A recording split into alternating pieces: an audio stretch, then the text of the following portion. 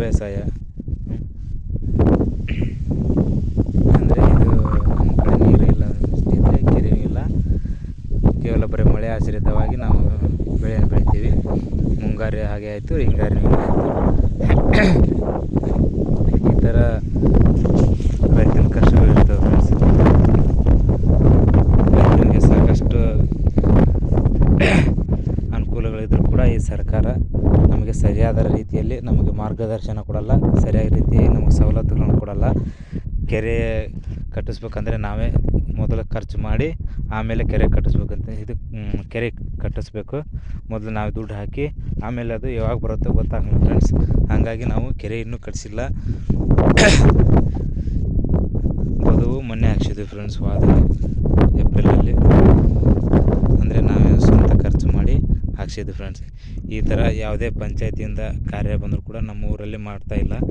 ಏನು ಕೇಳಕ್ಕೆ ಹೋದರೂ ಸುಮ್ಮನೆ ಜಾಸ್ತಿ ಸರಿಯಾಗಿ ರೆಸ್ಪಾನ್ಸ್ ಮಾಡಲ್ಲ ಫ್ರೆಂಡ್ಸ್. ಹಾಗಾಗಿ ನಾವೇ ಸ್ವಂತವಾಗಿ ನಾವು ಬದುವು ಹಾಕ್ಕೊಂಡಿದ್ದೀವಿ. ಕೆರೆ ಕೂಡ ನಾವೇ ಕಟ್ಟಿಸ್ಬೇಕಂದ್ರೆ ದುಡ್ಡು ಬೇಕು ಫ್ರೆಂಡ್ಸ್. ಹಾಗಾಗಿ ಸರಿಯಾಗಿ ಬೆಳೆ ಇಲ್ಲದ ಕಾರಣ ನಾವು ಕೆರೆಯನ್ನು ಕಟ್ಟಿಸಿಲ್ಲ. ನೋಡೋಣ ಫ್ರೆಂಡ್ಸ್ ಈ ಸಲ ಯಾವ ರೀತಿ ಬರುತ್ತೆ ಪೀಕು, ಅದರ ಮ್ಯಾಗ ಮತ್ತು ಮುಂದಿನ ಸಲ ಮತ್ತೆ ನಾವು ಪೀಕ್ ಮಾಡ್ಬೇಕಂದ್ರೆ ಇದಕ್ಕೆ ಮತ್ತೆ ಖರ್ಚು ಮಾಡಬೇಕಾಗುತ್ತೆ ಫ್ರೆಂಡ್ಸ್.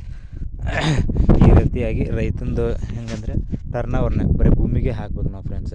ಹೆಚ್ಚಿಗೆ ಒಂದು 20,000 ಉಳಿತಂದ್ರೂ ಕೂಡ ಒಳ್ಳೆ ನಂತರ ಹೊಸ ಬೀಜಗಳನ್ನು ತೊಗೊಳೋದು, ಗೊಬ್ಬರ, ಔಷಧ, ಒಳ್ಳೆ ಉಳುಮೆ ಖರ್ಚು ಈ ಥರ ಇರ್ತವೆ ಫ್ರೆಂಡ್ಸ್.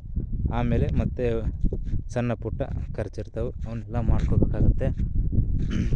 ಅವನ್ನೆಲ್ಲ ಮಾಡಿಕೊಂಡು ಮತ್ತೆ ಬಂದು ಉಳಿದಿದ್ರಲ್ಲಿ ನಾವು ಮತ್ತೆ ಹೊಲಕ್ಕೆ ಹಾಕಬೇಕು. ಈ ರೀತಿಯಾಗಿ ರೈತಂದು ಎಷ್ಟು ದುಡ್ಡು ಬಂದರೂ ಕೂಡ ಅದರ ಅರ್ಧಕ್ಕಿಂತ ಹೆಚ್ಚು ಖರ್ಚಿರುತ್ತೆ ಫ್ರೆಂಡ್ಸ್. ಹಾಗಾಗಿ ರೈತನಿಗೆ ಆದಷ್ಟು ಹೆಚ್ಚು ಬೆಂಬಲ ಕೊಡಿ ಸ್ನೇಹಿತರೆ.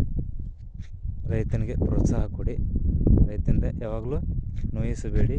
ನಿಮಗೆ ಅನುಕೂಲ ಆದಷ್ಟು ಸಪೋರ್ಟ್ ಮಾಡಿ ಫ್ರೆಂಡ್ಸ್. ಧನ್ಯವಾದಗಳು.